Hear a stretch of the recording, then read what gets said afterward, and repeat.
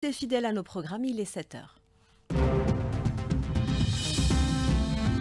Vous écoutez Alger Chaîne 3, le journal. Il vous est présenté par Brahim Azouz. Bonjour. Bonjour Amel, bonjour à tous. Le président de la République a entamé hier une visite d'État en République de Slovénie à l'invitation de son homologue Nataša Pirc-Musar. Les relations bilatérales entre les deux pays ont connu ces dernières années une évolution notable. Les députés ont adopté hier à la majorité le projet de loi sur le code de procédure pénale après l'annulation de la proposition sur le régime de défense.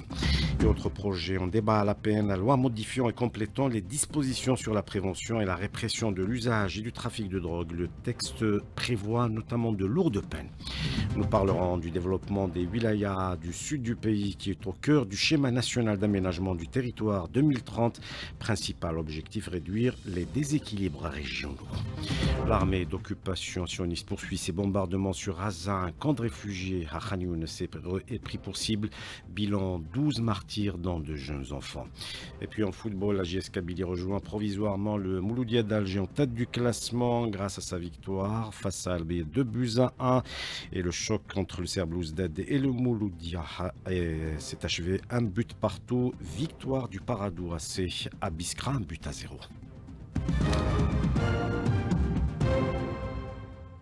Bonjour à tous. Le président de la République, Abdelmadjid Tebboune, a entamé hier une visite d'État en République de Slovénie à l'invitation de son homologue slovène.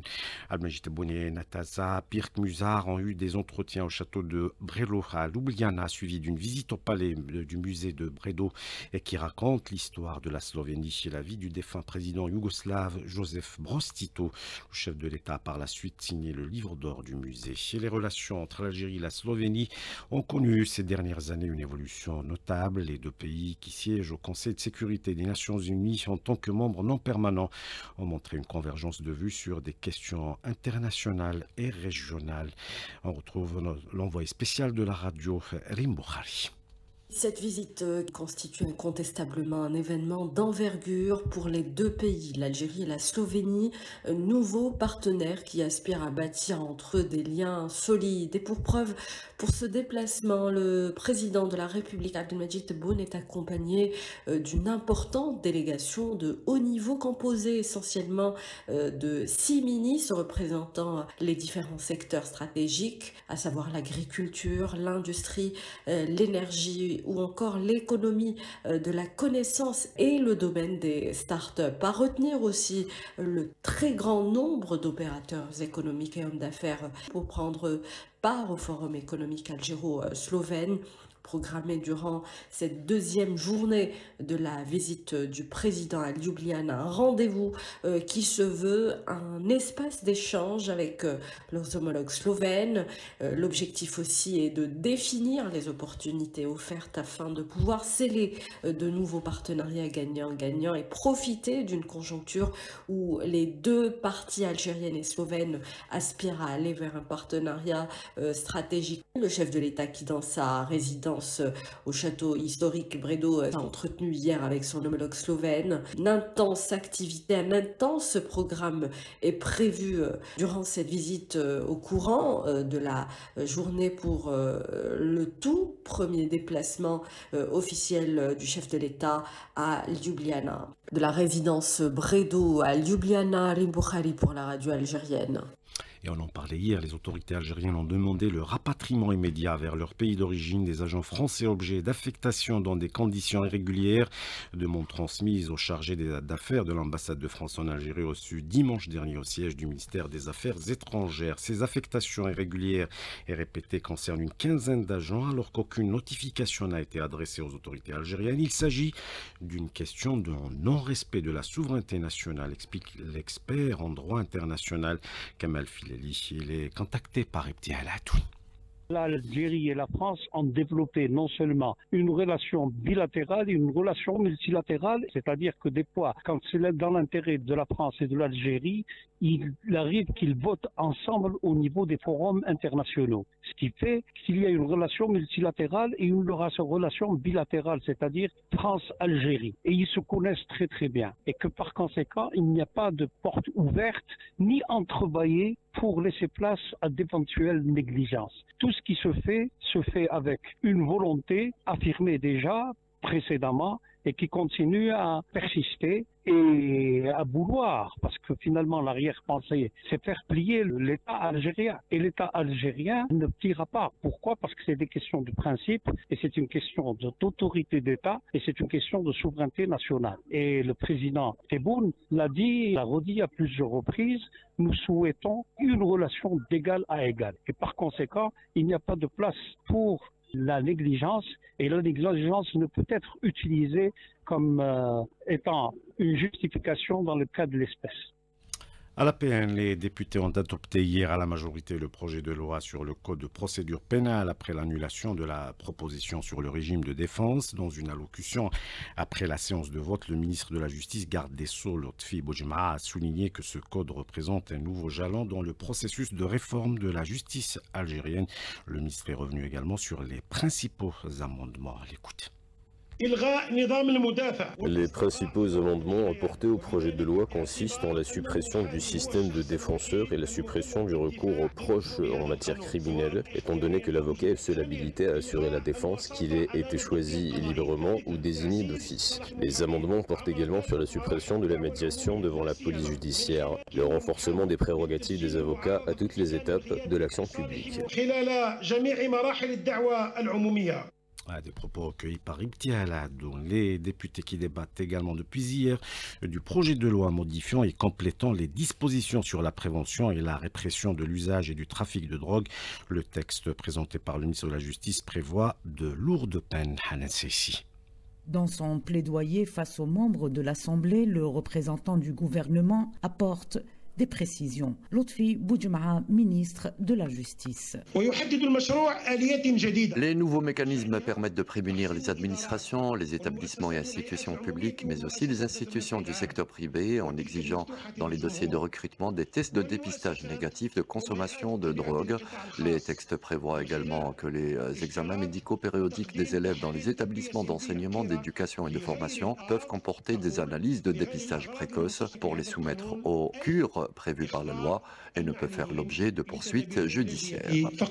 Outre la prévention, il est question du renforcement des mesures de protection pour les personnes vulnérables à travers le durcissement des sentences à l'encontre des réseaux de drogue, des sentences pouvant aller jusqu'à la peine de mort. La peine est aggravée lorsque ces infractions sont commises dans ou aux abords des établissements d'éducation, d'enseignement, de formation, de santé ou sociaux, mais aussi au sein d'organismes publics ou des établissements ouverts au grand public.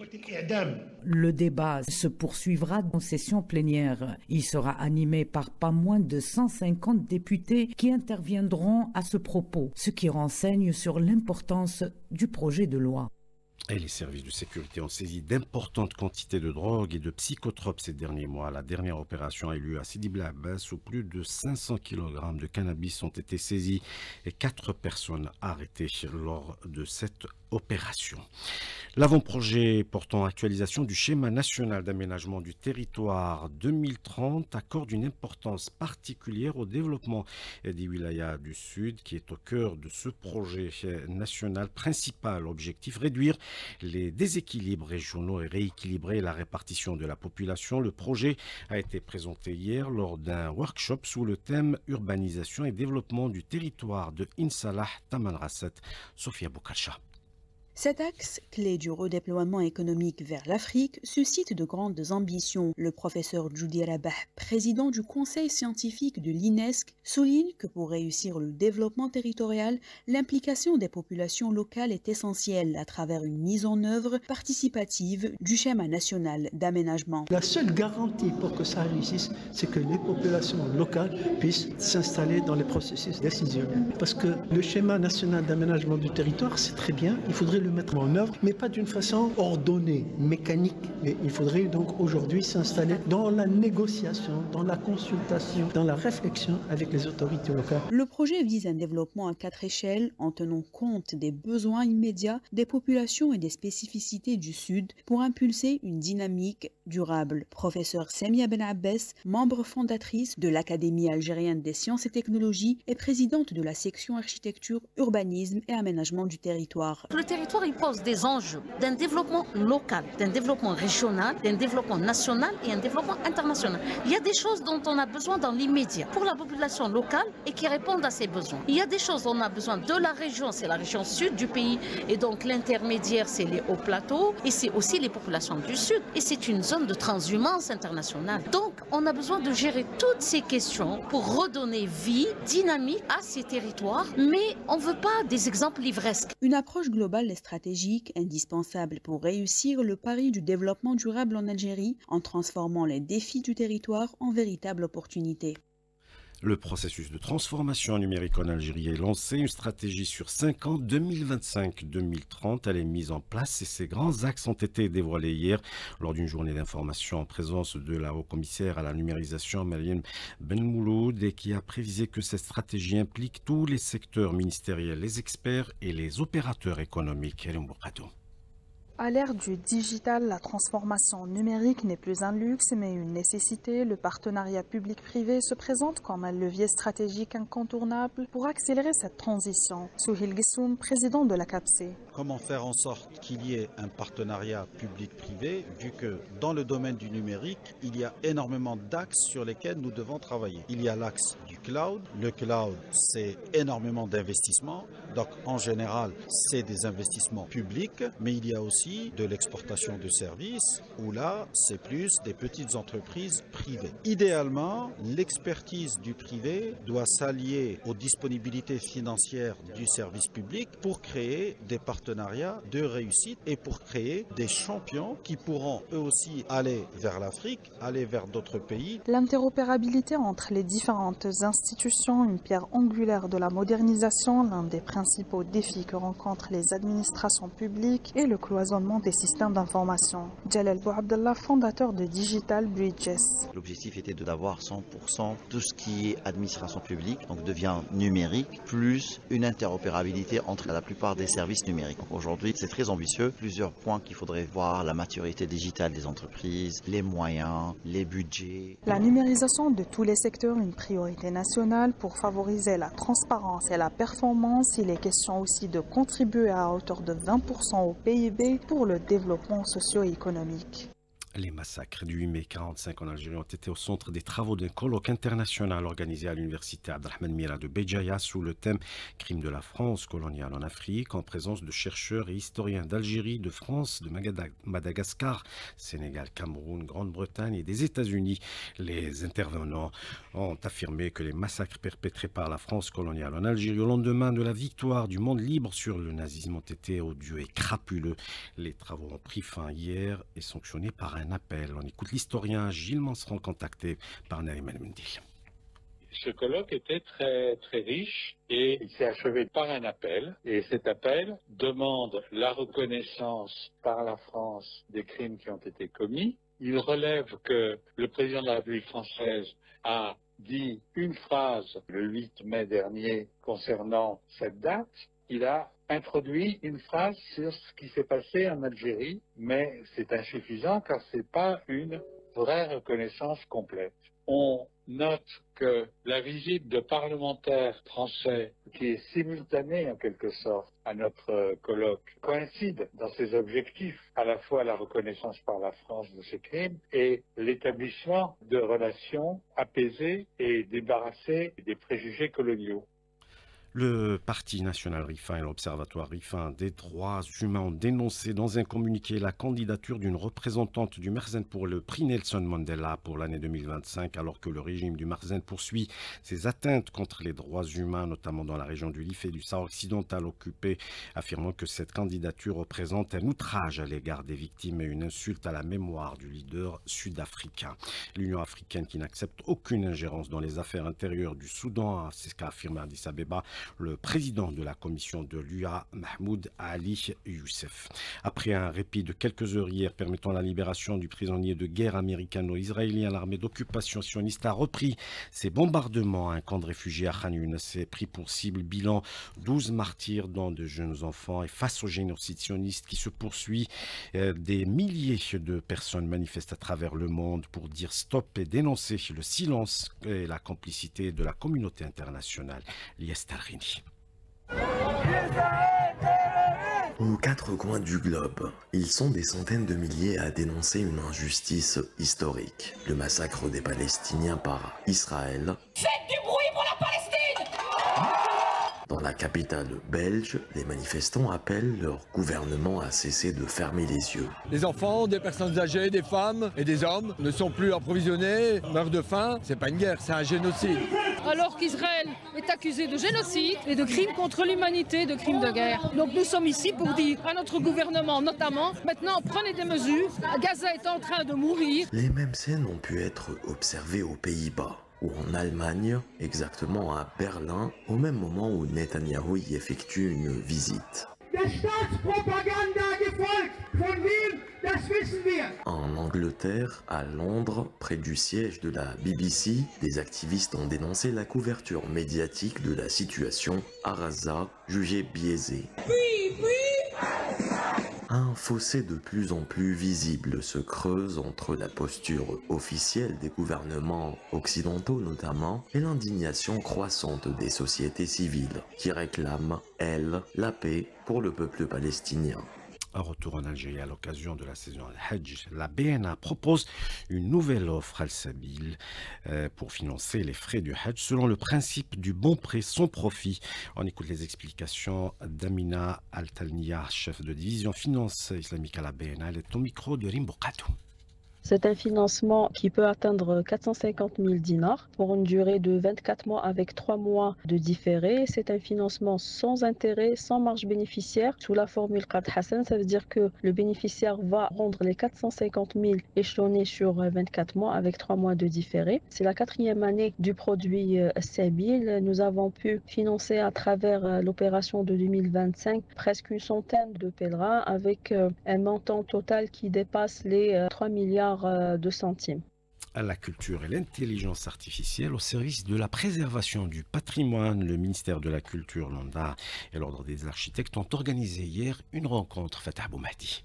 Cette journée d'études a été riche en débats et en échanges visant à protéger et valoriser le patrimoine culturel à travers l'utilisation de l'intelligence artificielle. Le ministre de la Culture et des Arts, Zohaib Alalou, a souligné l'importance d'intégrer les outils numériques et l'intelligence artificielle dans les stratégies de sauvegarde. Aujourd'hui, il y a beaucoup d'outils qui doivent aider à la prise de décision en matière de conservation du patrimoine culturel. D'abord, le patrimoine classé en matière de diagnostic, de conservation et de gestion. Et puis aussi dans l'innovation, c'est-à-dire dans la planification urbaine et architecturale qui est autour des monuments historiques. L'intelligence artificielle ne peut pas remplacer le cerveau humain. Elle est là pour appuyer et faciliter la prise de décision. Un outil de travail. Et puis l'Algérie est un pays leader dans la région en matière d'intelligence artificielle. Là, on s'adapte avec ce qui se passe dans le monde. De son côté, le directeur général adjoint de l'ONDA, Mehdi Delmi, a mis l'accent sur la nécessité de développer les compétences nationales dans ce domaine. Cette nouvelle technologie suppose également un usage responsable. Donc à partir de là, intégrer l'éthique au niveau des ordres des architectes, l'usage de cette technologie qui est l'intelligence artificielle est importante à plusieurs titres. Une souveraineté tout d'abord. Le point qui est le plus important également à mes yeux, c'est de faire en sorte de travailler sur des générateurs algériens d'intelligence artificielle qui vont eux-mêmes permettre de faciliter, mais pas de créer à la place du créateur parce que l'originalité reste une œuvre humaine et une œuvre de l'esprit. Les interventions ont convergé vers une même ambition, mobiliser les technologies de pointe au service de la mémoire collective et du patrimoine matériel et immatériel algérien. 25e journée du championnat de Ligue 1 a pris fin hier. Elle a vu la victoire albeit de la JS Kabylie de buts à 1, un but partout entre le CRB et le Mouloudia d'Alger et victoire du Paradou à Biskra, 1-0. C'est la fin de ce journal. Merci de l'avoir suivi. La météo à Melfati.